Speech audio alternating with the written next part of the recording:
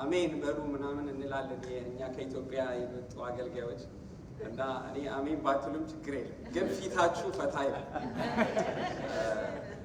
ምክንያቱም በእግዚአብሔር ፊት በእግዚአብሔር ቤት ያለ ደስታ የትም የለም።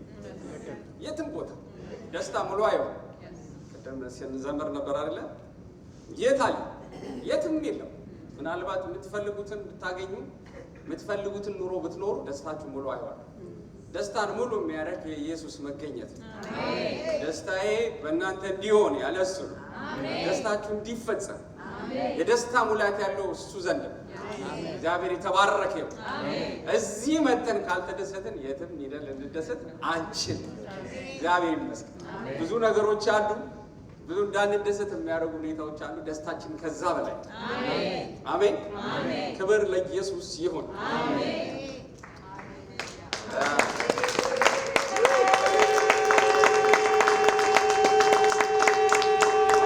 ስለዚህ ድል እግዚአብሔርን አመሰግናለሁ። አዎ ትንሽ ድምፅ ብትሰጥልኝ እኔም እየሞትል እያልኩ ስመጣ አሁን ጥሩ ነው።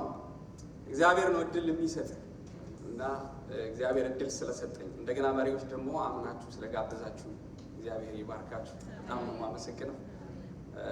እግዚአብሔር ደግሞ ሌላ ቤተሰብ ሌላ እድል ስለሰጠኝ ጌታን ባርካለሁ። ራሴን ለማስተዋወቅ ከማስተዋወቄ በፊት አብራኝ የመጣችውን እህት አስተዋወቅ ስለተባልኩኝ አስተዋውቃለሁ። እንግዲህ ስንመጣም በመንገዳችን የድሮ ትዝታችንን እያወራን ከ25 ዓመት በፊት ያለውን እግዚአብሔር እንዴት እንደረዳን በምን መንገድ እያሳለፈን እንደሆነ። በእርግጥ እሷ እዚህ ሀገር ቆይታለች፣ 4 ልጆች እናት ነች። አትመስል ማለት እና አብሮ አደጌ ደግሞ በጌታም አብረን በቤተክርስቲያን ቀጠና 2 ሙሉ ወንጌል አብረን ነበረ እና የሙሉ ወንጌል ሰው ነች እሷ እና ዌልካም በሉልኝ። ቀርቀት ትባላለች። በብዙ እንግዲህ የአሜሪካን ኑሮ ታውቁታላችሁ፣ ግን እኔ በማገለግልበት ቸርቾች ሁሉ እኔን እያገለገለችኝ ደግሞ ስለሆነ እዚህም እንድመጣ እሷ ስለረዳችኝ ስለሆነች ደግማች ቴንክ ዩ በሉልኝ። ፓስተር ዳንኤል እባላለሁ። ያው ቤተክርስቲያን ሙሉ ወንጌል ቤተክርስቲያን ነው። ከዛ ወደ ጣሊያን ሀገር እዛ መጋቢ ነበርኩኝ። ጣሊያን ሀገር ቤርጋሞ የሚባል ከተማ። ከዛ አሁን ተመልሼ ከሀገር ከተመለስኩ 10 ዓመት ሆኖኛል። ከጣሊያን ወደ አገር ቤት ማለት ነው። አልመስልም ማለት እድሜ ካገባው 20 ዓመቴ ነው። 3 ልጆች አሉኝ። እግዚአብሔር ዓለም ልቦኝ ነው። ለእግዚአብሔር ክብር ነው። እግዚአብሔር የተመሰገነ ይሁን። ጌታ ነው እንግዲህ በቤቱ ያው አለበለመን መዝሙር እየተዘመረ እያስብኩ ነበረ። እንኳን ክርስቲያን ሆንኩኝ እያለን እየዘመርን ባንሆንስ ኖሮ አስባችሁታል? እና ባንሆን ኖሮ ብዬ ሳስብ ደግሞ ጌታ ባያገኘን ኖሮ እድሜያችንን ሰይጣን ይበላው ነበር እና እዚህም አንገኝም ነበር እና እንደዚህ አይነት ህይወትም ይኖረኛል ብዬ አላስብም ነበር። እግዚአብሔር እንኳንም አገኘን። አገኘነው እንኳን አንልም። በምን እውቀታችን በምን ችሎታችን እኛ መርጠነው ሳይሆን መረጠ ባለንበት ሁኔታ። ክብር ለሱ ይሁን። እግዚአብሔር ክብር አምጡ።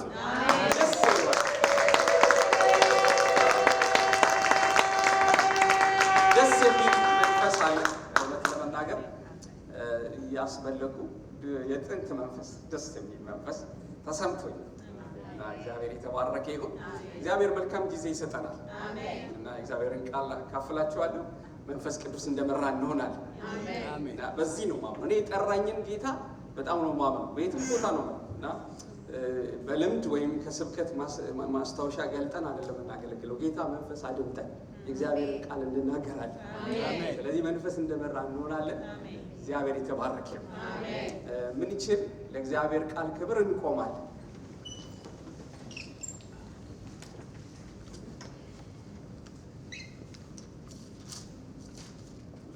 ዛሬ የምንካፈለው ከኤፌሶን መጽሐፍ ነው። ምናልባትም ማስታወቂያውን አይታችሁት ሊሆን ይችላል። ኤፌሶን መጽሐፍ ምዕራፍ 5 መጽሐፍ ቅዱስ ያለን መጽሐፍ ቅዱሳችንን ወይ በስልኮቻችን የምንጠቀመው ከኤፌሶን መጽሐፍ ምዕራፍ 5 ከቁጥር 1 ረዘም ያለ ክፍል ነው። እስከ 20 ድረስ ያለውን 20 ቁጥሮችን አብረን እናነባለን። የጌታ ቃል ሲነበብ ደስ ይላል። በጌታ ስም አነበዋለሁ። አብረን እናነባለን። እንግዲህ እንደተወደዱ ልጆች እግዚአብሔርን የምትከተሉ ሁኑ። ክርስቶስ ደግሞ እንደወደዳችሁ ለእግዚአብሔር የመዓዛ ሽታ የሚሆነው መባና መስዋዕት አድርጎ ስለ እናንተ ራሱን አሳልፎ እንደሰጠ በፍቅር ተመላለሱ። ለቅዱሳን እንደሚገባ ግን ዝሙትና ርኩሰት ሁሉ ወይም መመኘት በእናንተ ዘንድ ከቶ አይሰማ። የሚያሳፍር ነገርም የስንፍና ንግግርም ወይም ዋዛ የማይገቡ ናቸውና አይሁኑ፣ ይልቁንስ ምስጋና እንጂ። ይህንን እወቁ፣ አመንዝራም ቢሆን ወይም እርኩስ ወይም የሚመኝ እርሱ ጣዖትን የሚያመልክ በክርስቶስና በእግዚአብሔር መንግሥት ርስት የለውም። ከዚህ የተነሳ በማይታዘዙ ልጆች ላይ የእግዚአብሔር ቁጣ ይመጣልና። ማንም በከንቱ ንግግር አያታላችሁ። እንግዲህ ከእርሱ ጋርም ተካፋዮች አትሁኑ። ቀድሞ ጨለማ ነበራችሁ፣ አሁን በጌታ ብርሃን ናችሁ። የብርሃን ፍሬ በጎነት፣ በጽድቅ፣ በእውነት ሁሉ ነውና ለጌታ ደስ የሚያሰኘውን እየመረመራችሁ እንደ ብርሃን ልጆች ተመላለሱ። ፍሬ ከሌለው ከጨለማ ሥራ ጋር አትተባበሩ፣ ይልቁንስ ግለጡት እንጂ። እነሱ በስውር ስለሚያደርጉት መናገር እንኳን ነውር ነውና፣ ሁሉ ግን በብርሃን ሲገለጥ ይታያል። የሚታየው ሁሉ ብርሃን ነውና። ስለዚህ አንተ የምትተኛ ንቃ፣ ከሙታንም ተነስ፣ ክርስቶስም ያበራልሃል። እንግዲህ እንደ ጥበበኞች እንጂ ጥበብ እንደሌላቸው ሳይሆን እንዴት እንደምትመላለሱ በጥንቃቄ ተጠበቁ። ቀኖቹ ክፉዎች ናቸውና ዘመኑን ምን በሉ? ዘመኑን ዋጁ። ስለዚህ የጌታ ፍቃድ ምን እንደሆነ አስተውሉ እንጂ ሞኞች አትሁኑ። በሉስ መንፈስ ይሙላባችሁ እንጂ በወይን ጠጅ አትስከሩ፣ ይህ ማባከን ነውና። በመዝሙርና በዝማሬ በመንፈሳዊ ቅኔ እርስ በርሳችሁ ተነጋገሩ፣ ለጌታ በልባችሁ ተቀኙ፣ ዘምሩ።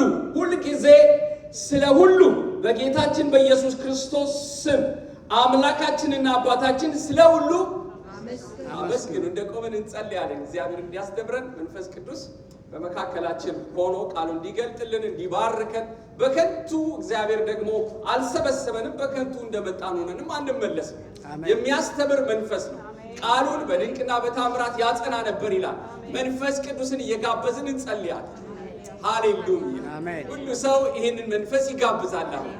ጌታ ተናገረኝ፣ ቃልህን አስተምረኝ ብለን እንጸልያለን። ሃሌሉያ! ሃሌሉያ! ሃሌሉያ! እግዚአብሔር ሆይ እንጸልያለን። ማለዳችንን ላንተ እንሰጣለን። መንፈስ ቅዱስ ሆይ በመካከላችን ልጅ ኢየሱስን አክብረው። በኢየሱስ ክርስቶስ ስም ጸልያለሁ። ተጽዕኖ የተሰበረ ይሁን። የትኛውም አይነት ቀንበር የተሰበረ ይሁን። እስራት የተቆረጠ ይሁን። ሰንሰለት የወደቀ ይሁን። ማንም ሰው እንደመጣው ነው አይመለስ። እግዚአብሔር መንፈስ ባለበት በዛ አርነት አለ ተብሎ ተጽፏል። እግዚአብሔር ሆይ በመንፈስ ውስጥ ነፃነት ይሁን፣ አርነት ይሁን፣ ሰማያት ይከፈቱ። እኔ ጸልያለሁ ተጽዕኖ ሁሉ የተሰበረ ይሁን። ይህንን ቃል እዚህ መገኘት እያለባቸው የሌሉትን አስበናል። እግዚአብሔር መጎብኘት ይሁን። ይህን ስፍራ በመንፈስ እንድትቆጣጠር ጸልያለሁ። የትኛውም የጠላት ስራ ይቁም። የትኛውም የጠላት ተጽዕኖ ይሰበር። እግዚአብሔር ሆይ ያለ መከልከል እንድትናገር ጸለይ። ቃልህን ባርክልን፣ በመንፈስ ንካል፣ እንደወደድክ በመካከላችን እለፍ። እግዚአብሔር ሆይ ሁሉን ሰዓቱን ላንተ አሳልፈን እንሰጣለን። እኔም ባሪያህን ደግሞ ከየትኛውም ስትጠብቅ ስለ ሁሉ እናመሰግናለን። ክብር ሁሉ ላንተ ይሁን። በጌታችን በኢየሱስ ስም ጸልየናል። አሜን። እግዚአብሔር የተባረከ ይሁን። ዘመኑን ዋጁ በሚል የእግዚአብሔርን ቃል በሚል ርዕስ የእግዚአብሔርን ቃል እንካፈላለን። እግዚአብሔር የተባረከ ይሁን። ይሄ 2026 አዲሱ ዓመት ማለት ነው። ከጥቂት ቀናት በፊት ሲሆን የጣሊያን ጠቅላይ ሚኒስትር የሆነችው እኔ ጣሊያንኛ ዜና ነው መከታተለው እና ጆርጂያ ሜሎኒ የምትባል ሴት ነች ጠቅላይ ሚኒስትሯ እና የአዲስ ዓመት መልካም ንግግር ወይ ማለት የአዲስ ዓመት እንኳን አደረሳችሁ መልእክት ስታስተላልፍ አንድ ነገር ተናገረችና ዓለምን በጣም አስደንቋል እና መነጋገሪያ ሆነ እና ያልተጠበቀ ነገር ነው። ምንድነው ያለችው? ዜናውን እናንተም ሰርች ማድረግ ስላላችሁ 2026 ከ2025 የበለጠ የከፋ ነው። አዲስ ነገር የለውም፣ እንደው መከራ ይጨምራል እና እንሻሻላለን እንለወጣለን ሳይሆን ዓለም ከዚህ ከተናወጠችው በላይ 2026 የበለጠ አስጨናቂ ይሆናል ብላ ተናገረች። እና እንኳን የእግዚአብሔርን ቃል በእጃችን የያዝን ዓለም እየተናወጠ የመጨረሻው መጨረሻ ላይ እንዳለን ብዙ ምልክቶችን የምናይበት የምንሰማበት ባድ ኒውሶችን የተለያየ ነገሮችን የምናይበት ጊዜ ላይ ነው። ምክንያቱም ጊዜው ምን ብሏል? አልቋል። ኢየሱስ ሊመጣ ዓለም በጭንቅ ነው ያለች። አሜን አሜን ሃሌሉያ አሜን ሃሌሉያ አሜን። በጣም ዓለም ተጨንቃለች። መልካም ነገሮች የሉ እና ስለ ነገ ስናስብ የተሻለ ነገ የለም እና ውሽ እናደርጋለን። 2026 የኛ ነው 27 የኛ ነው እያለ መልካም ነገር ያገኘናል እንላለን። ነገር ግን የእግዚአብሔር ቃል ምንም 2026ም 27 ወደፊትም ወደ ኋላም ብትሄዱ መልካም ነገር ዓለም እየተጨነቀች መከራ እየበዛ የሰው ልጆች ለመኖር በጣም እየተጨነቁ ይመጣል ይላል። ይህንን ደግሞ አስቀድሞ ጳውሎስ በመጨረሻው ዘመን የሚያስጨንቅ ዘመን እንደሚመጣ ይህንን ወቅ ይላል። ሁለተኛ ጢሞቴዎስ ምዕራፍ 2 እሱን ብናየው ደስ ይለኛል። ትንቢት ነው ባይዘው በመጨረሻው ዘመን የሚኖሩ ሰዎች በመጨረሻው ዘመን ምን እንደሚሆን አስቀድሞ ትንቢት ተናግሯል። ሁለተኛ ጢሞቴዎስ ምዕራፍ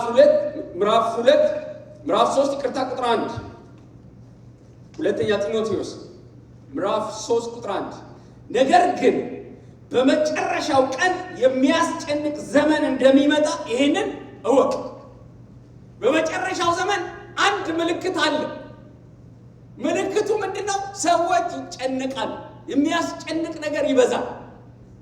የዘመኑ መጨረሻ ምልክት ምንድነው? ጳውሎስ ብትሉት ዘመኑ ያስጨንቃል እና አንዱ ምልክት ይሄ ነው።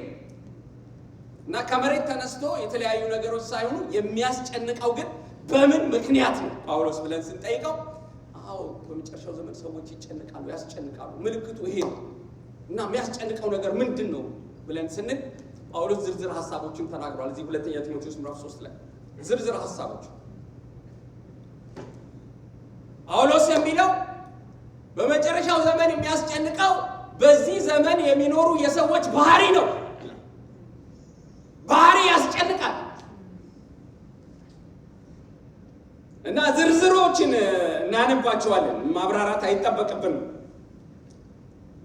ትንቢት ነው። በመጨረሻው ዘመን የሚያስጨንቅ ዘመን ይመጣል ብሎ የተነገረለት ነገር ግን በምንድን ነው የምንጨነቀው?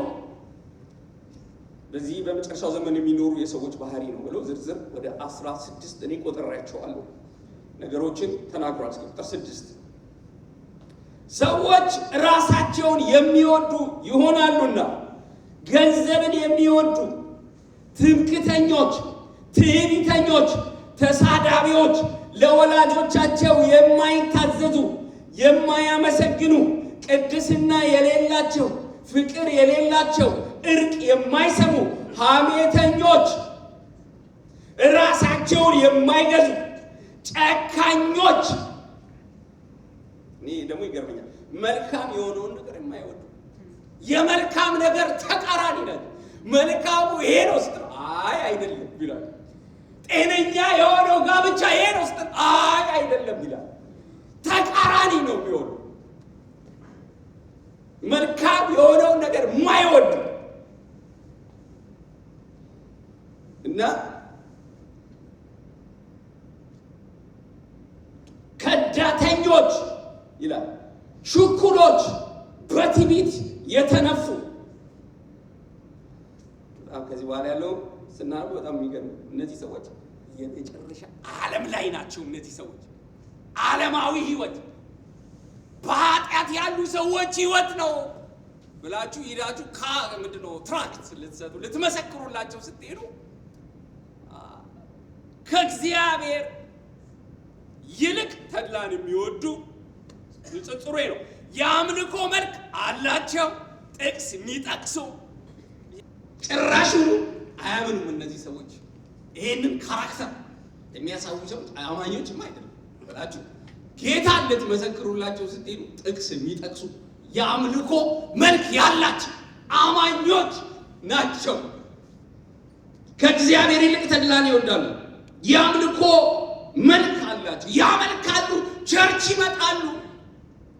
የተሳከረ ነው፣ ግራም ያጋባል እና አትለዩትም። የጠራ ነገር የለም። ኃይሉን ግን ክደውታል። ከእግዚአብሔር ይልቅ ሰይጣን እንኳን አይደለም። ተድላ ማለት የራሳቸውን ምቾት ይመርጣል፣ ምቾትን ይመርጣል እና ያስጨንቃል። በዚህ ዘመን የሚኖሩ ሰዎች ይጨነቃሉ። በመጨረሻው ዘመን የሚያስጨንቅ ዘመን ይመጣል። አዎ ታዲያ ምንድን ነው የሚያስጨንቀው? እና የአየር ሙቀት መጨመር ነው፣ የተፈጥሮ አደጋ ምናምን እንኳን አይደለም ይላል። በዚህ በመጨረሻው ዘመን የሚኖሩ ሰዎች ባህሪያቸው የተሳከረ ነው፣ ግራ የሚያጋባ እና ትልቁ ነገር ነው። የእግዚአብሔር ቃልም ቅድም ባነበብነው በኤፌሶን መጽሐፍ ቀኖቹ ክፉዎች ናቸው። ቀኖቹ ምንድን ናቸው? ስለዚህ ዘመኑን ምን በሉ? በዚህ ዘመን ውስጥ እንዴት መኖር አለብን? ይሄ ነው ወሳኝ። እኔ በጣም ስለምወዳችሁ ለእግዚአብሔር ቃልም ታማኝ ስለሆንኩ ይሄንን ዘመን እግዚአብሔር ይሰጣችኋል፣ ትወርሱታላችሁ፣ ትገባላችሁ ብቻ ብዬ አልሄድም። እንዴት መኖር እንዳለብን መሪዎችን ነው ዛሬ ልናገር የመጣሁት። ደስ ይላል። እግዚአብሔር ወተትና ማር ወደምታፈሰው ምድር ሰጥቻችኋል። አሜን ሃሌሉያ።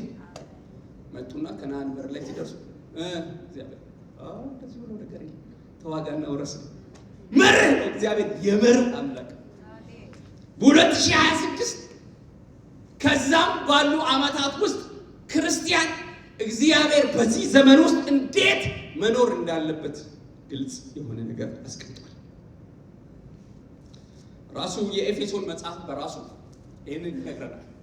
ከምዕራፍ 1 እስከ ምዕራፍ 3 እግዚአብሔር ፖዚሽናል እግዚአብሔር በክርስቶስ ያደረገልን የሰጠንን ነገር የሚተርክ ነው። እንደተባረክን በመንፈሳዊ ስፍራ በመንፈሳዊ በረከት በዛ ፖዚሽን እንዳስቀመጠን እንደዳንን እንደጸደቅን ይነግረናል። ታዲያ ስለ ጸደቅን እንዴት እንኖር ሲል ደግሞ ከምዕራፍ 4 እስከ ምዕራፍ 6 ድረስ ተግባራዊ የሆነ ክርስቲያን ሕይወት መርህ አስቀምጧል። ስለዚህ ብዙ እንትን ላደርግ አልፈልግም። እግዚአብሔር በዛም አንድም በሌላም ይናገራል። ዓመታዊ ጥቅስ አለ እና ያንን ጥቅስ ተቀብለን የኔ ነው ብቻ ብለን ብንሄድ ዓመቱ የኛ ማለት ነው አይደለም። ዘመኑን የሚለው ቃል ሲዝንን የሚያመለክት ነው። ካይሮስ ይለዋል በሌላኛው በግሪክ ትርጉም ማለት ነው። ሲዝን ኦፖርቹኒቲ፣ እድል፣ የእናንተ ሲዝን የማገልገል እድል እግዚአብሔር እየሰጣችሁን ይሄንን ጊዜ ሰይጣን ልክ እንደዚህ ነው። ቅድም ያነበብናቸው ካራክተሮች ይመጣሉ ሊገዟችሁ፣ ዘመናችሁን ሊበሉት፣ ጊዜያችሁን ሊበሉት፣ የእናንተን ሲዝን ሊወስድ ይመጣል እና ታዲያ ሳይቀድማችሁ እናንተ ቀደሙት፣ እንደ ትልቅ ኦፖርቹኒቲ ቁጠሩትና ግዙት፣ በቁጥጥራችሁ ስር አድርጉት እያለ ነው ማለት ነው። ዋጁ ሲል በዚህ ዘመን ውስጥ ልንኖርበት የምንችለውን ጥበብ እና እውቀት ማግኘት ያስፈልጋል። በዚህ ዘመን ውስጥ እንዴት እንኑር፣ በዚህ በሚያስጨንቅ በተሳከረ ዘመን ውስጥ እንዴት እንኑር ጳውሎስ ብለን ስንል እዚሁ ቅድም ያነበብነው ምዕራፍ 5 ኤፌሶን ከኔ ጋር ናችሁ?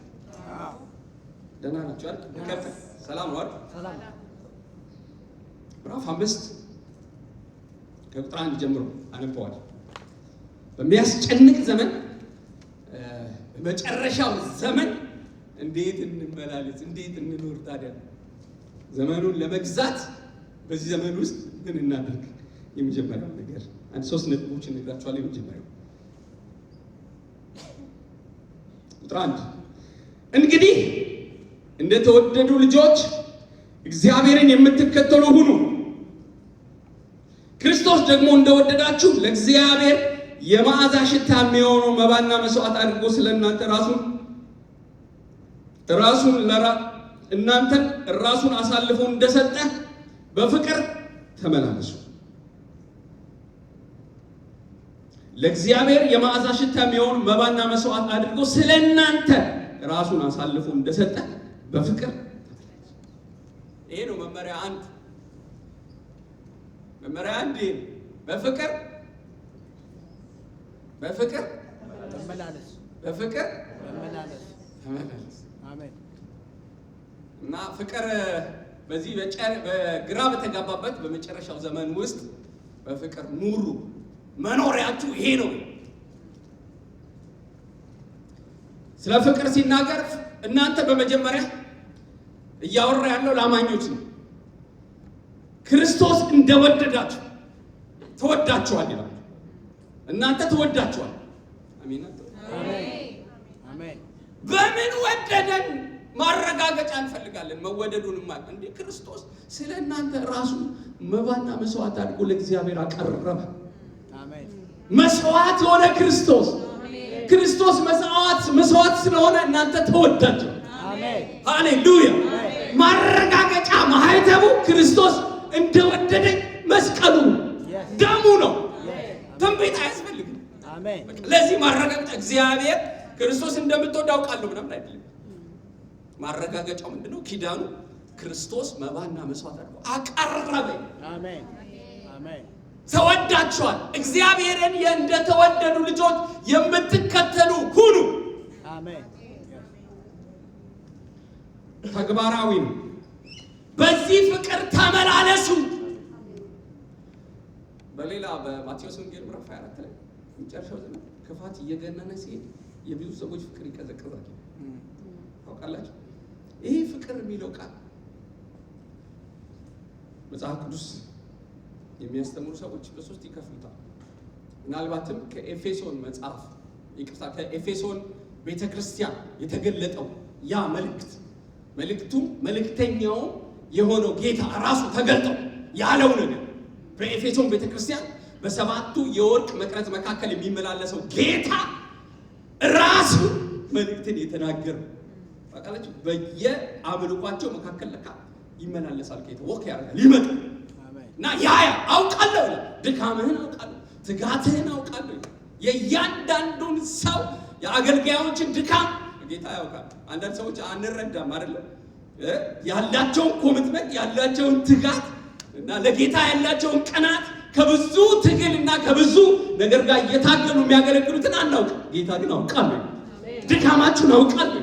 ክፉዎችን ራሱ ልትታገሱ እንዳልቻላችሁ በኤፌሶን ቤተክርስቲያን ተገልጦ የፈሰሰው የጸጋ ስጦታ የተለየ ነው ወገኖች፣ የትም የለም። ጳውሎስን የሚያክል ትልቅ የእግዚአብሔር ሰው 3 ዓመት በብዙ እንባ በብዙ ለቅሶ በብዙ ያገለግላቸው እንኳን አይደለም 3 ዓመት ጳውሎስን የሚያክል 3 ቀን ኮንፈረንስ እንኳን ተካፍለን ስንሄድ በሚቀጥለው ሳምንት ሌቭላችን ኃይል 3 ዓመት ጳውሎስ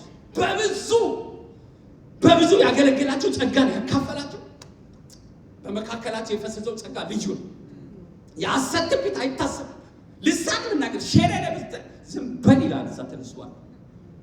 እንደዚህ አይነት ልሳን አይነገርም። ያንን ዲዘርቭ የሚያደርጉበታል። ክፉዎች ያልተቀቡ ሰዎች ሐዋርያንን የሚሉ ሐዋርያ ሳይሆኑ የሚሉትን ሰው አይደለም። ኒቆላውያን የሚባል ትምህርት አለ። የሐሰት ትምህርትን ይለያል። በጣም ለእግዚአብሔር ቤት የተሰጡና ልዩ የሆነ መሰጠት ይሄን ሁሉ አውቃለሁ። ነገር ግን የምነቅፍብህ አንድ ነገር አለኝ። የቀደመውን ፍቅርን ትተሃል። ራዕይ መጽሐፍ ምዕራፍ 2 ለኤፌሶን ቤተክርስቲያን የተላከው መልእክት የቀደመውን ፍቅርን እና ይሄ ፍቅር ምንድነው የሚለውን በደንብ ይነግራቸዋል። እና ኤፌሶን ቤተክርስቲያን የመጀመሪያው ቤተክርስቲያን ላይ በሐዋርያት ሥራ ምዕራፍ 17 18 19 ላይ ስንመለከት ጌታ ያገኛቸው በተለየ ሁኔታ እና የመጀመሪያው ወደ ጌታ ሲመጡ የመጡበት ፍቅር ያ መነቃት ያ መሰጠት የተለየ ከጌታ ጋር የነበራቸው ግንኙነት። አዎ የጌታ ስራ ያደክማል። የቸርች ፖለቲካ ብዙ ነው። በብዙ ነገሮች ተሰጥተው እያገለገሉ ነው። ጌታ ግን የሚለው በግል ከኔ ጋር የነበራችሁ ፍቅር አሜን። የነበራችሁ ከኔ ጋር የነበረው ያ የመጀመሪያውን ፍቅር ፈልገዋል። የሞኝነት የልጅነት ብለን የምንተውን ፍቅር ከጌታ ጋር የነበራቸው ፍቅር ይገርማል። ከጌታ ጣዖትን ከማምለክ ጌታን ሲከተሉ ከጣዖት ሕያው አምላክን እግዚአብሔርን ለማገልገል ሲመጡ አመቻምቸው አይደለም የመጡት። አይ በጥበብ ምናምን ብለዋል። በዛ ዘመን እንኳን ቢሸጥ የትና የት 50 ሺህ ምናምን የሚያወጣ የጣዖት መጽሐፍ አቃጥሎ መምጣት፣ ከመጡ አይቀር አቃጥሎ መምጣት፣ ከተከተሉ አይቀር በቃ ላይመለሱ ያ መንገድ ዘግቶ መምጣት። ምን አይነት የቀና ምን አይነት የተለየ ፍቅር ነው ወገኖች! በሚገርም ሁኔታ የመጡበት ጾመው ከጌታ ጋር ጊዜን አሳልፈው የማይጠግቡበት በግል ከጌታ ጋር የሚገናኙበት ያ የመጀመሪያው ፍቅር ጌታ በዛ ፍቅር ኑሩ ይላል። ሁለተኛው ፍቅር እርስ በርስ የነበራቸው ፍቅር በአዲስ ኪዳን በሐዋርያት ሥራ መጽሐፍ ላይ እርስ በርስ እወድሃለሁ እወድሻለሁ ብሎ የሚተቃቀፉት ፍቅር አይደለም፣ ተግባራዊ የሆነ ፍቅር እርስ በርሳችሁ አጥብቃችሁ ሲል ቃሉ ትንሽ አልበዛ? አጥብቃችሁ የጴጥሮስ መልእክት ላይ እርስ በርስ ማለት ኑሮን ያመለክታል። ህይወት አንዱ ስለሌላው የሚኖርበትን ህይወት ይመለከታል። እኔ መጽሐፍ ቅዱስ ትምህርት ቤት በነበርኩ ሰዓት አንድ ትልቅ አባት ነበሩ እና ሁሌ ሰላም ሲሉኝ ሁሌ ነው የማነሳው እና ሰላም ሲሉኝ እንደዚህ ይዙንና ከዛ በጣም ነው የሚጨንቁት። በጣም እና አጥብቃችሁ የሚለው እንደዛ ነው የሚረዱት ብዬ ነው ማለት እና እኔ በቃ ከዛ በኋላ ሰላም አላችሁ በጣም እስከ ተቀያሉ ሰው ናቸው። ረዘም ያሉ ናቸው። ሜካኒክስ ቄስ ናቸው። እንደዚህ አንገታችን አንቀው ከዛ በጣም ጠበቅ ያደርጋሉ እና ይፈትሻሉ። አንዳንድ ሰዎች እንደዛ ያደርጋሉ። ሰላም ሲሏቸው አይታቸው ከዛ ጥቅስ የምንጭ እንደሆነ አላውቅም። ጠበቅ አሉ። እሱ አይደለም ማጥበቅ መፈታተሹ እሱ አይደለም። ኑሮን ያመለክታል፣ ህይወትን ያመለክታል። ተግባራዊ የሆነ ህይወት በህብረት መካከል ስላለው አንዱ ስለሌላው ሁለንተናዊ ስለሆነ ድጋፍ ያንን ፍቅር ነው። ሶስተኛው በውጪ ስላሉት ስላልዳኑ ሰዎች የነበራቸው ፓሽነት ረሃብ ኖርማል የማያደርግ እና ኖርማል የማያደርግ እንቅልፍ የማያስተኛ ፍጻሜያቸውን በማየት እንቅልፍ የማያስተኛ ስላልዳኑ ሰዎች ያለው የመጀመሪያው ፍቅር ጌታ ተገልጦ የሚለው ነገር ይሄ ነው። አዎ ኑ ትላላችሁ፣ ኮንፈረንስ ታረግ ሰው ኑ ነው የሚለው መጽሐፉ። ሂዱ ይላል። ወንጌልን ለፍጥረት ሁሉ ስበኩ ነው የሚለው ቃል። እኛ ደግሞ ኑ ነው የምንለው። ይሄ ፓራዶክስ እኮ እኛ መሄድ ያልቻልንበትን ነገር ጌታ ተገልጦ እራሱ ነው ኢየሱስ ያለ ተገልጦ የቀደመውን ነገር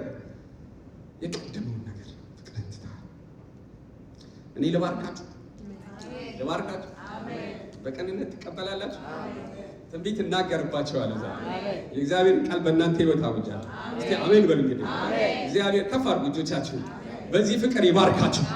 አብዝቶ በከፋ ዘመን ውስጥ በክርስቶስ ፍቅር የምትመላለሱበትን ይህን መንፈስ ይስጣችሁ።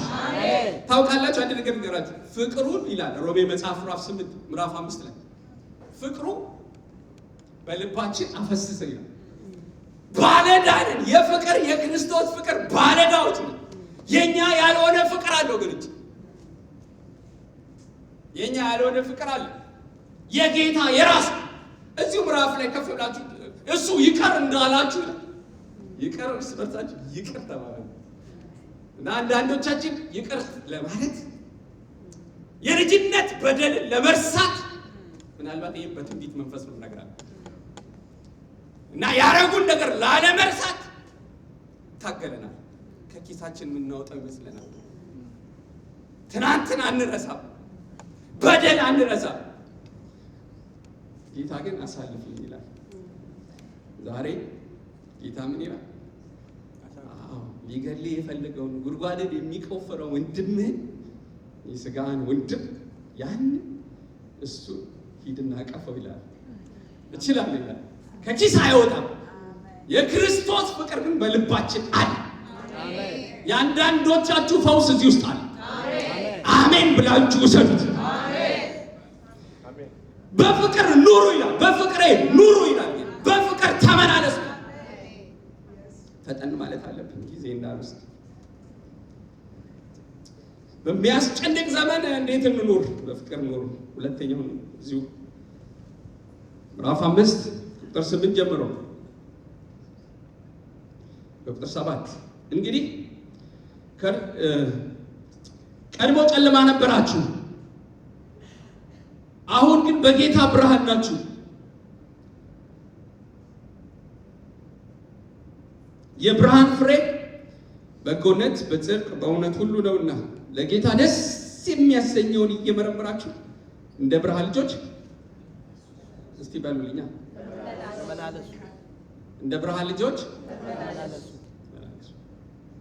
የመጀመሪያው በፍቅር ተመላለሱ። ሁለተኛው ዘመኑ በዚህ ዘመን ይህን ዘመን መግዛት ይፈልጋል። አዋጅ ሳይሆን መርህ ነው የሚነገር። በብርሃን ተመላለሱ። ብርሃን ምንድን ነው? ጨለማ ምንድን ነው? ራሱ ቃሉ የብርሃን ፍሬ ይላል። በጎነት፣ ጽድቅና በእውነት የሆነ ነው ይላል። ከፍ ብላችሁ ታነቡ ደግሞ የጨለማ ፍሬ አለ። ጨለማ ዝሙት፣ እርኩሰት፣ ጣዖት ማምለክ ነው። ይሄ ደግሞ በእግዚአብሔር መንግስትና በክርስቶስ መንግስት ውስጥ ድርሻ የለውም። ጨለማ ፍሬ አለው፣ ብርሃንም ፍሬ አለው። በብርሃን ነኝ የሚል ሰው መዝሙር አይደለም፣ ብርሃን ወጣልኝ ሳይሆን ፍሬ፣ በጎነት፣ ጽድቅ፣ እውነት ነው ወገኖች። ፍሬ አለው። በጣም የሚገርመው ነገር ቀድሞ ጨለማ ነበራችሁ። ቀድሞ ምን ነበራችሁ? በጨለማ ውስጥ ነው የሚለው። ቀድሞ ምን ነበራችሁ? ጨለማ ነበራችሁ። አሁን ግን በጌታ ምንድን ናችሁ?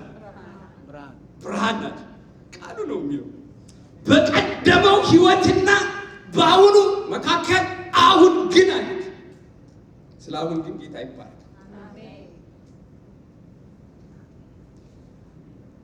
በቀደመው ህይወትና በአሁኑ ህይወት መካከል አሁን ግን አለ። አሁን ግን ለጌታ ደስ የሚያሰኘውን እየመረመራችሁ። ጌታ ደስ የማይለው ነገር አለ ማለት ነው። ጌታ የማይወደው የማይከብርበት ነገር አለ ማለት ነው። ደስታችሁን ብቻ አይደለም፣ ምቾታችሁን ብቻ አይደለም። ይሄ ለኔ ብቻ ለጌታ ደስ የሚያሰኘው የእግዚአብሔር ደስታ ለኛ ኃይላችን። አሜን። እስቲ አሜን ብላችሁ። አሜን። እሱ ደስ ሲለው ኃይል በመካከላችን ይሆናል። አሜን። እግዚአብሔርን የሚያከብር ህይወት እያሰባችሁ እየመረመራችሁ አያከብረውም ይሄ ነገር እያላል ደስታችሁን እንደምትፈልጉ ሁሉ የእሱን ደስታ ፈልጉ። እንደ ብርሃን ልጆች ተመላለሱ፣ ኑሩ። ልንኖርበት የተገባው ህይወት ይሄ። አሜን። እግዚአብሔር ከተቀላቀለ ህይወት ይጠብቃችሁ። አሜን ብላችሁ ውሰዱ። ግድ ይላል። በቃ ነገር ከተቀላቀለ ያለየ ያልጠራ ነገር እግዚአብሔር ያጠራል። አቤት። እኔ መንፈስ ሲመጣ በማን እኔ ጽድቅን ነው የምናገረው። አሜን። ደግማ ትጋብዙኛላችሁ። ጌታ ይባርካችሁ። አሜን። ጌታ ይህንን ያደርጋል። አሜን። በዚህ ዘመን ላይ ያለችው የክርስቶስ ቤተክርስቲያን ያጠራል። አሜን። ብዙ ነገር ተቀላቅሏል። አትለዩት። አንዳንድ የመለየቱንም ስጦታ ጸጋ ለኛ አልሰጠንም። ጌታ ብቻ እሱ የሆኑትን ያውቃል ይላል። ለማንም ቃናቀ እነቴን እኮ ከማን ጋር እንደምናመልክ ከማን ጋር አንዳንዴ አይገባም። የተሽጎረጎረ ነገር አለ፣ ግራ የሚያጋባ ነገር አለ። እያወራ ያለው ስለ ዓለማውያን እንዳልሆነ ታውቃላችሁ። የኤፌሶን ቤተክርስቲያን ደብዳቤ ለማዕበር ለቤተክርስቲያን የተላከ እንጂ በግል አይደለም። ጳውሎስ ለጢሞቴዎስ እንደላከው አይደለም፣ በግል የተላከ አይደለም፣ ለመጋቢ የተላከ አይደለም። እንደ ማህበር የሚነበብ መጽሐፍ። አትለዩት። አገር ቤት አሁን ኑሮ ከመወደዱ የተነሳ አንዳንድ ነገሮችን ይደባልቃሉ። እንጀራ ብለው የእንጀራን እግዚአብሔር ያሳይ ባዕድ ነገር ጀሶ ሰማላችሁ። አትሰሙ መሰለኝ። አንድ ዶክተር ነበር እዚህ አንድ ጋር እያወራ አንዳንድ ነገሮችን ስናወራ እውነትህን ነው ይለኛል። አዎ እንዴ እንደዚህ እውነትህን ነው ኢትዮጵያ ይለኛል። እና ምንም ዩቲዩብ ካልሰማችሁ ሰላም ነው። አንዳንድ ነገር ካልሰማችሁ ሰላም ነው። በዚህ እስከምትሰሙት እንደ ደባልቀው እንጀራ ገዝታ ጀሶ እየበላ ማለት ነው። እንደዚህ አማረብን ጌታ ለመልካም እየቀየረው ማለት ነው። ባል ነገር እያደረገ ይቀላቀላል። ማን ይለየዋል? አትለዩት። እግዚአብሔር ቤት ላይ እና የቀልድ ሆኗል እና የጨዋታ ነገር ሆኗል። መሳለቂያ ሆኗል። እውነቴን ነው የምነግራችሁ። ዓለማውያኖች በአንዳንድ ኢንተርቴኖች እናንተ ባትኖር በምን ስቅ ነበር ይላል። ከእግዚአብሔር እውነት ከጽድቅ ቃል ከዚህ ይልቅ ሰዎች ሰው የሚል ነገር ተቀላቅለዋል። ሰዎች የክርስቶስን ስም ከራሳቸው ስም ጋር ቀላቅለውታል። ንጹህ ነገር የለም። ግራ ነው የሚያገባው፣ ያስጨንቃል። ህይወትም እንደዚህ አሁን ግን አለ። አሁን በጌታ ምንድን ናችሁ? ደህና ናችሁ ወይ? አሁን በጌታ ብርሃን ናችሁ። በጌታ ምንድን ናችሁ? እንደ ብርሃን ልጆች ምን በሉ? እኛ ራሳችን የዓለም ብርሃን ነው። እስቲ አሜን በሉ። አሁንም ልባርካችሁ ነው። በቅንነት ነው የምባርከው። ቃሉ ትንቢትን እናገራለሁ በእናንተ ላይ። ይሄ ብርሃን በእናንተ ይገለጥ። ተስፋ አለ። ባይዘው ምን አለ? ተስፋ አለ። አንተ የምትተኛ ምን በል? ንቃ። ክርስቶስ ምን ይልልሃል? ያበራልሃል። ይሄ ብርሃን ይብራላችሁ። በኑሯችሁ ላይ ይብራ፣ በህይወታችሁ ይብራ፣ በቤተ ክርስቲያናችሁ በአገልግሎታችሁ ይብራ። የሚታይ ብርሃን ይብራ። በጨለማ የሚበራ ብርሃን ይብራ። በኃጢአት በተሞላ ዓለም ላይ የሚበራ የክርስቶስ ጽድቅ ብርሃን በእናንተ ላይ ይሁን።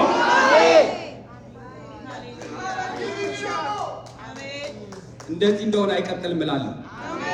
ትንቢትን እናገራለሁ። እንደተደባለቀ አይቀርም። አዎ ብርሃን ይበራል። የክርስቶስ የጽድቅ ብርሃን ለዓለም ይበራል። ለግራ ለተጋባው ለዚህ ለተጨነቀው ዓለም ላይ ብርሃን የሚያበራ እግዚአብሔር ምርጦች ይነሳል። ሃሌሉያ! እስቲ አሜን ብላችሁ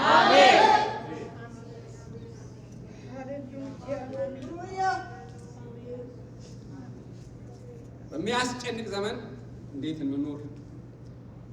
ቀኖች ክፎች ናቸው። ዘመኑ እንዴት እንዋጅ?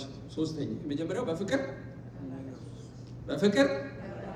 ሁለተኛ በብርሃን ሶስተኛው ነግራችኋል። መጨረሻው እዚህ ቁጥር 15 እንግዲህ እንደ ጥበበኞች እንጂ ጥበብ እንደሌላቸው ሳይሆን እንዴት እንደምትመላለሱ በጥንቃቄ ተጠበቁ። ሶስተኛው እንደ ጥበበኞች እንጂ ጥበብ እንደሌላቸው፣ ሶስተኛው በጥበብ ተመላለሱ። ምክንያታዊ ነው። ቅድም ያልናቸው ዘመኑ ላይ ያሉ ክፋቶች አሉ፣ የሰዎች ባህሪያት እና ዘመኑ ላይ አለ። ሳይቀድምህ ቅደመው እያለ ሳይገዛ በቁጥጥር ስር ሳያል እኔ ነኝ ያለ ወንጌላዊ እኮ አሁን የሌለ ጥላቻ የሚሰጥ የዘር ሰባኪ የሆኑ ሰው አውቃለሁ። ከምን ወደ ምን በቃ እኔ ነኝ ያለ ወንጌላዊ ጥላቻን የሚሰጥ ሞትን የሚሰጥ ጦርነት የሚያውጅ ከምን ወደ ምን ዘመኑ ላይ ያለው ነገር ኮንትሮል ያደርጋል። እግዚአብሔር ግን እያለው ሳይቀድምህ ምን በል ቀደም።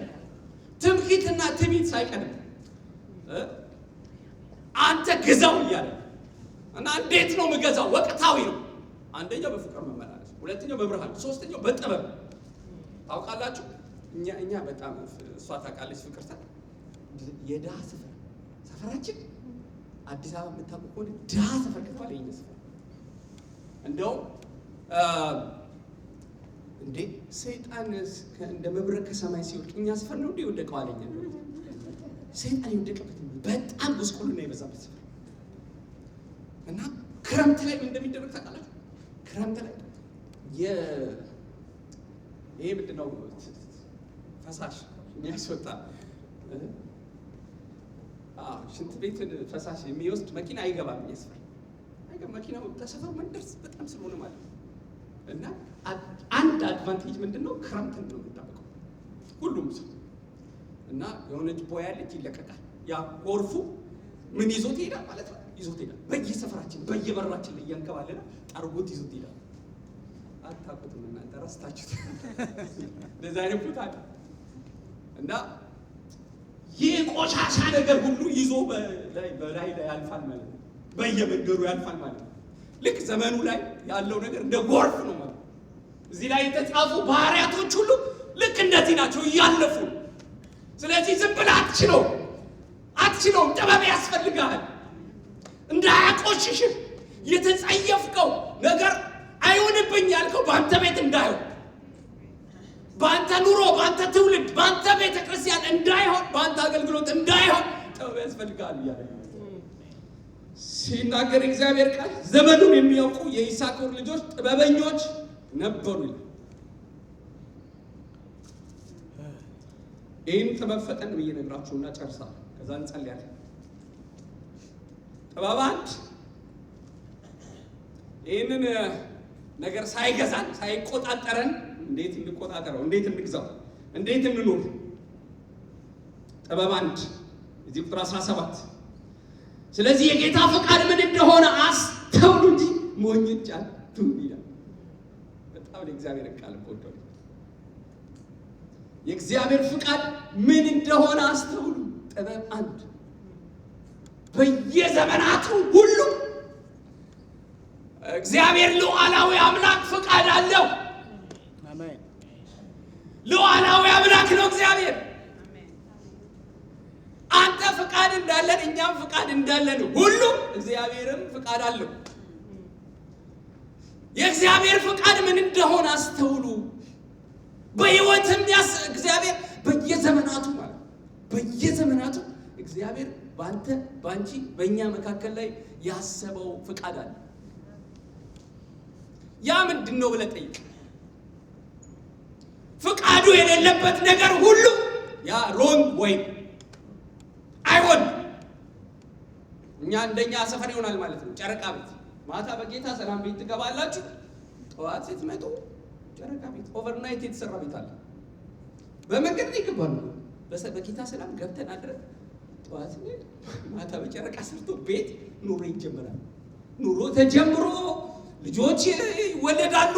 1 ዓመት ይሆናል፣ 5 ዓመት፣ 10 ዓመት ሁሉ ኑሮ ይጀምራል። እና ኑሮ ተጀምሮ ይኖራል ሰው። የጨረቃ ቤት ፈቃድ የሌለው ቤት ማለት ነው የጨረቃ ቤት ማለት።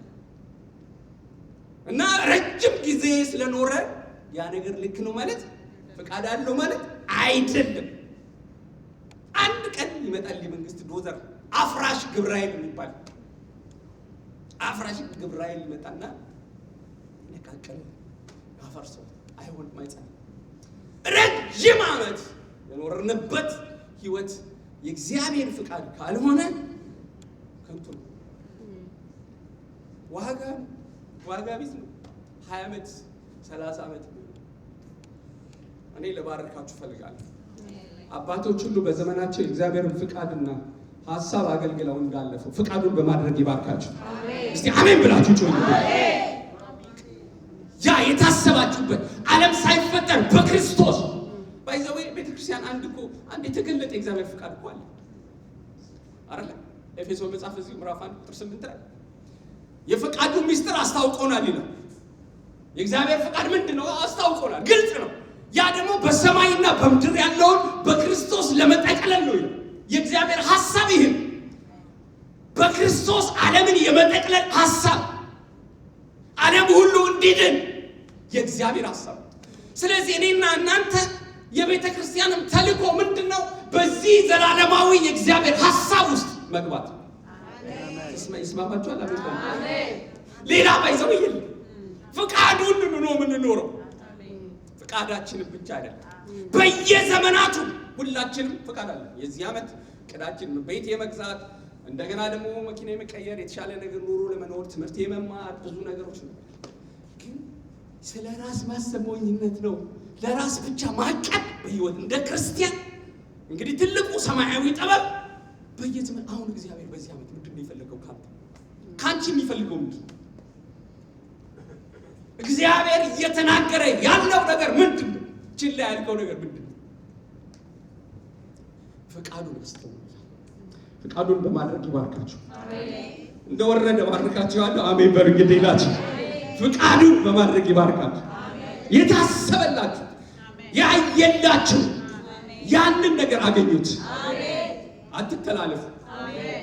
ግዴ ለማውን ሳይሆን ይጠቅማችኋል። አሜን በሉ። አሜን። ሁለተኛው ጥበብ እኔ ፓስተር ዳኒ እስካሁን ያልከው ነገር ብዙም አልገባኝም።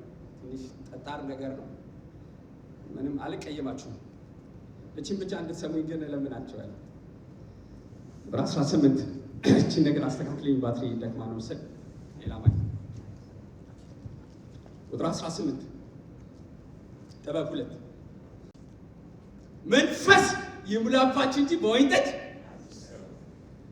እንዴት እንኑር? በዚህ በሚያስጨንቅ ዘመን እንዴት እንኑር? ጥበብ 1 የእግዚአብሔር ፍቃድ አስተውሉ። ጥበብ 2 መንፈስ ይሙላባችሁ። አሜን አሜን። እግዚአብሔር ይመስገን። አሜን። ከእግዚአብሔር እንደተላከ ሰው እግዚአብሔርን ቃል ነግራችኋለሁ። አባቶች አላችሁ። አዎ አባቶች የምትሆኑ ትልቅ ሰዎች፣ ወንድሞች የምትሆኑ እህቶች፣ እናቶች የምትሆኑ ግን እግዚአብሔርን ድምፅ ግን ነግራችኋለሁ ዛሬ። ይህንን ዘመን ያለ መንፈስ ቅዱስ አናልፈው። ግራ የሚያጋባ ጨለማ ዘመን ላይ፣ የሚያስጨንቅ ዘመን ላይ ይኖረናል። ስለዚህ እንዴት ነው? መንፈስ ይሙላባችሁ። መንፈስ ይሙላባችሁ። የሚያስጨንቅ ዘመን ነው። አዎ የሚያስጨንቅ ዘመን ነው። ከባድ ነው። አዎ ግን መንፈስ ይሙላባችሁ። አሁን እባርካችኋለሁ። እኔ እባርካችኋለሁ። መንፈስ ይሙላባችሁ። መንፈስ ይሙላባችሁ። መንፈስ ይሙላባችሁ። መንፈስ ይሙላባችሁ። መንፈስ ቅዱስ ይሙላባችሁ ማለት ኮማንድ ነው፣ ትእዛዝ ነው። ባይዘው ምክር እየመከረን አይደለም። ያለ መሞላት አንችለው፣ አናልፈው። መንፈስ ቅዱስ ለዚህ ቤተክርስቲያን ያስፈልጋል። አሜን አሜን። እኔ ለምን መንፈስን ከወይን ጠጅ ጋር አወዳደረው ብዬ ስል ሁለቱም ተመሳሳይ የሆነ ባህሪ አላቸው። ባህሪያት የወይን ጠጅ የሚያሰክር መጠጥ ባህሪ እናውቀዋለን። ለምሳሌ ማይናገር ሰው፣ በጣም አይናፋር የሆነ ሰው፣ ምንም በቃ ተናጋሪ ያለ ነው ሰው ማለት አይቅመስም። ወዲ አባውን ይባላል አይደል? ተረት አለ። ምን ያወጣል? ያወጣል። የጠጣ ጊዜ ብሶቱን ሁሉ ያወጣል። በጌታ ሰላም የሆነ ሰው ማለት እና አካሄዱን ታውቁታላችሁ። ለምን አነጋገሩን ታውቃላችሁ። የጠጣ ሰው በምን በሚያሰክር ነገር ቁጥጥር ስር ሆኗል ማለት ነው። እና ኮንትሮል አድርጎታል። መጠጡ ነው እንደዛ የሚያደርገው። እና አትስከሩ ይላል። አትስከሩ የሚለው ምንድነው? ማባከን ነውና ይልና በመንፈስም ቁጥጥር ስር የሚሆን ሰው በመንፈስ ቁጥጥር ስር ነው የሚሆነው። በመንፈስ የተሞላ ሰው በመንፈስ ቁጥጥር ስር ነው የሚሆነው። መንፈስ ይቆጣጠረዋል። ሃሌሉያ ሃሌሉያ።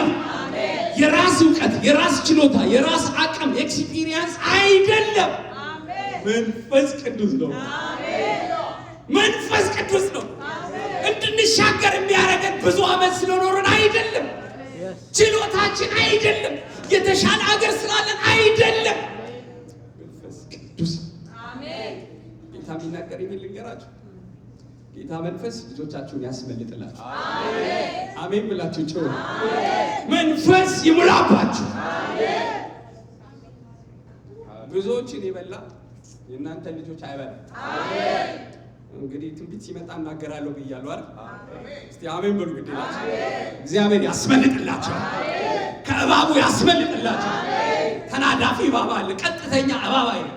ይሄ እንደዚህ ብላ ጠማማ ይሆን ሲስተም ነው። በዚህ ስትሉት በዚህ፣ ይሄን ስታመልጡ እዚህ፣ ያንን ዘመን አለፈን ስትሉ ደግሞ በሌላ የሚመጣ እባብ እግዚአብሔር አስመልጣችኋል። በመንፈስ አስመልጣለሁ። በመንፈስ እጋርዳለሁ። እስቲ አሜን በሉ።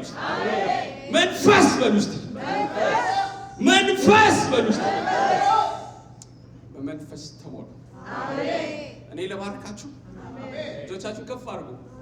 እግዚአብሔር መንፈስ ይሙላባችሁ። መንፈሱ ያለ ስስት የሚሰጥ መንፈስ ይሙላባችሁ።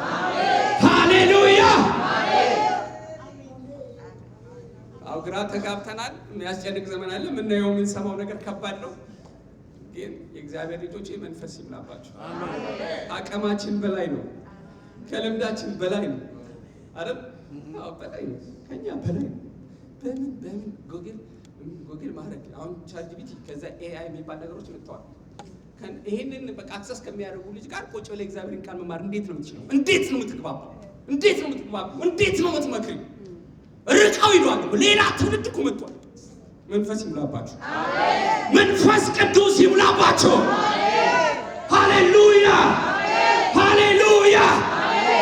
መንፈስ ትውልድን ያልፋል፣ ትውልድን ይቀድማል። እንዴት መኖር እንዳለብን መንፈስ ሃሌሉያ ሃሌሉያ ሃሌሉያ። ኤላባሻንታ ፕራዲያስ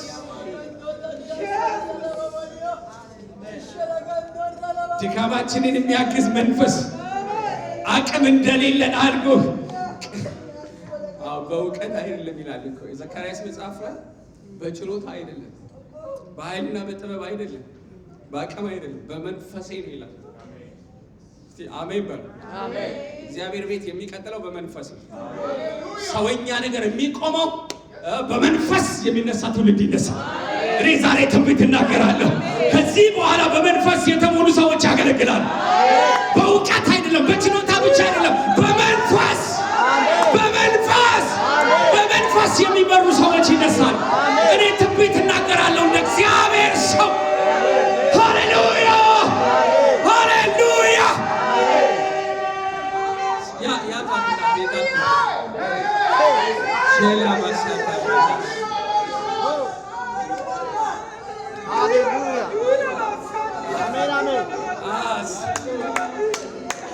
የሚጠማ ትውልድ ይመጣል።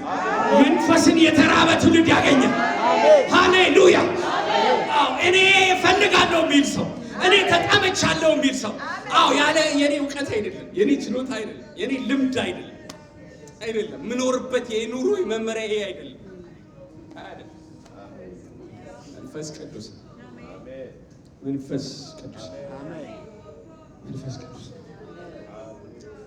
ሃሌሉያ ሃሌሉያ ሃሌሉያ ሃሌሉያ ሃሌሉያ ሃሌሉያ አሜን።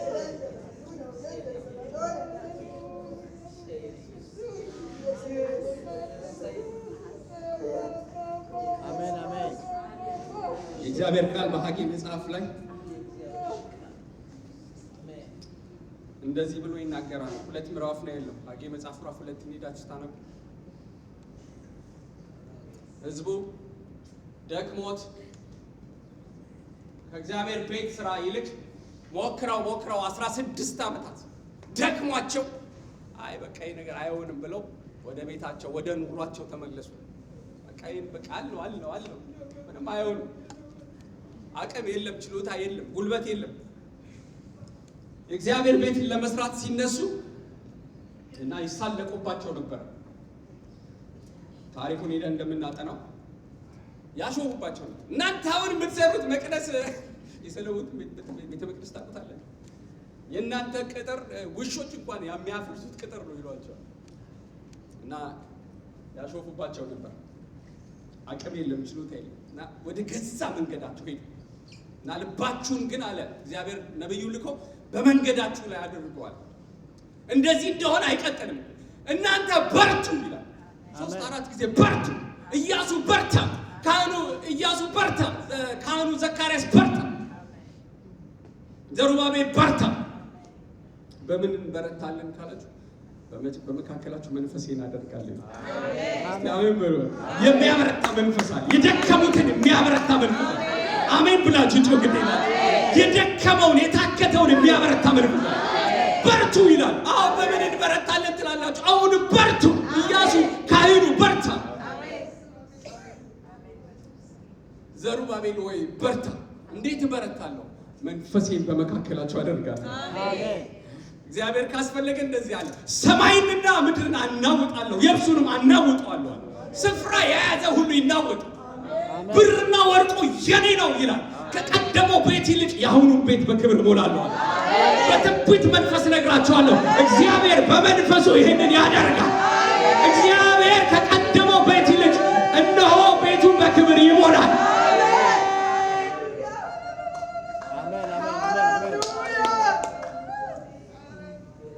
ሃሌሉያ። ይህ ሰማይና ምድርን አናውጣለሁ የሚለው ነገር እንዴት እንደገባኝ ልንገራችሁ። እግዚአብሔር የሚለው እኛ ሀገር እዚህ ያለው ትራንስፖርት እንዴት እንደሆነ አላውቅም። እኛ ወደ ሰፈራችን ስንሄድ ድሮ በ3 ቁጥር ባስ ነው የምንሄደው። ወንጌላ ከምታቋት ከሆነ ከፒያሳና ሙልት ብሎ ተጠቅጥቆ ነው የሚሄደው እና ሰዎች ሊገቡ ሲሉ አንዳንድ ጎረምሳ ሰዎች ቦታውን ስፔሱን ይዘው እና መሀል ላይ አይለቁ። ኧረ ተጠጉ ይባላል እና ሹፌር ያያል፣ በስፖኪዮ ያያል። ኧረ ጠገቡ፣ ትልቅ ሰዎች አሉ ጠጋበ፣ አይጠጉ፣ አይሰሙ እና ምን ያደርጋል የባስ ሹፌሩ? ዝም ብሎ ይነዳውና ንቅ ሲያደርግ ፍሬኑ ይሄ ምድረ ጎረምሳ ሁሉ እንዳለ ይተኛል ማለት ነው። አናውጣለሁ ይላል። ከዛ ስፍራን ይቀይራል፣ ቦታ ይይዛል። እግዚአብሔር እያለ ያለው እኮ ይሄ ነው። አንድ ጊዜ አናውጣለሁ፣ ሰማይንና ምድር አናውጣለሁ። ስፍራ ይዘው ያሉ ደግሞ ስፍራው የማይገባቸውን ሰዎች አናውጣለሁ፣ አስለቅቃለሁ። ወርቅ የኔ ነው፣ ብሩ የኔ ነው። አንተ እጅ ላይ ምንም ነገር የለም። እግዚአብሔር ግን አናውጣለሁ ይላል። ሃሌሉያ! የክብሬን ቤት አከብረዋለሁ ይላል። ሃሌሉያ! ስፍራ ለውጥ ይሆናል። አሜን። ለሚያምን ሰው አሜን ይበል። ሃሌሉያ! መንፈስ ይሙላባችሁ። የሚያስጨንቅ ዘመን እንዴት ነው? መንፈስ ይሙላባችሁ። አሜን። በመንፈስ ስትሞሉ የሚሆነው ነገር ይሄ ነው። አይገባም። አንዳንዱ የመጨረሻውን ጥበብ ልንገራችሁና እንጸልያለን። ሰዓት እንደወሰድኩ አውቃለሁ፣ ይቅርታ። ጥሩ ነው ዶክተር ሰዓት። መንፈስ ይሙላባችሁ ይልና በመንፈስ የተሞላ ሰው ባህሪ ደስ ይላል። እንደዚህ ይላል፣ በመዝሙር በዝማሬ በመንፈሳዊ ቅኔ እርስ በራሳችሁ ቁጥር 29 ነው ማለት ነው። በመዝሙር በዝማሬ በመንፈሳዊ ቅኔ እርስ በርሳችሁ ተነጋገሩ፣ ለጌታ በልባችሁ ተቀኙ፣ ዘምሩ፣ ተነጋገሩ፣ በመንፈስ ተነጋገሩ። በመንፈስ ስትሆኑ አውሩ፣ ተቀኙ ለጌታ። ስለምንድን ነው ምን ዘምረው? ስለምንድን ነው ደግሞ የምናመሰግነው ብትሉ እንደዚህ ይላል። ሁል ጊዜ እስቲ ሁል ጊዜ በሉ፣ ስለ ሁሉ በሉ። አሜን። ሁል ጊዜ በመንፈስ ስትሆኑ ርዕስ አይደለም፣ ሁል ጊዜ እግዚአብሔር እኮ መመሪያ እኮ ነገር ሲሆንና ጸሎት ሲመለስ ፈውስ ስትቀበሉ ስትፈወሱ የጸሎታችሁ ርዕስ ስትቀበሉ የምስጋና ፕሮግራም ብላችሁ ታዘጋጃላችሁ። የዛን ጊዜ ብቻ ሳይሆን እግዚአብሔር ቃል የሚለው ስለ ሁሉ መቼ ሁሉ ጊዜ ይቻላል። ማመስገን ይቻላል። በመንፈስ ይቻላል። እና አመስጋኞች ትሆናላችሁ። እስቲ አሜን ትላላችሁ። ማጉረምረም ጥያቄ ዛሬ ርዕስ ይቀየራል። አልሆነም የሚል ነገር ለምን? በመንፈስ አሜን በሉ። እስቲ ቆመና እንጸልያለን። እግዚአብሔር ይሄንን ያደርጋል። የዘመናት ጥያቄ አለ፣ የዘመናት ነገር አለ። ግን በመንፈስ ማመስገን ትችላላችሁ። ልጆቻችሁ ከፍ አድርጉ በጌታ ፊት። ሃሌሉያ አሜን። ኤልዳቫዲያስ መንፈስ ቅዱስ በመካከላችን አለ። ቃሉን ያጸናል። ሃሌሉያ እኔ አምናለሁ። ሙዚቃ መሳሪያውን መነካካት የሚችል ሰው ካለ ትንሽ ኦራሻንታ ብራዲያንስ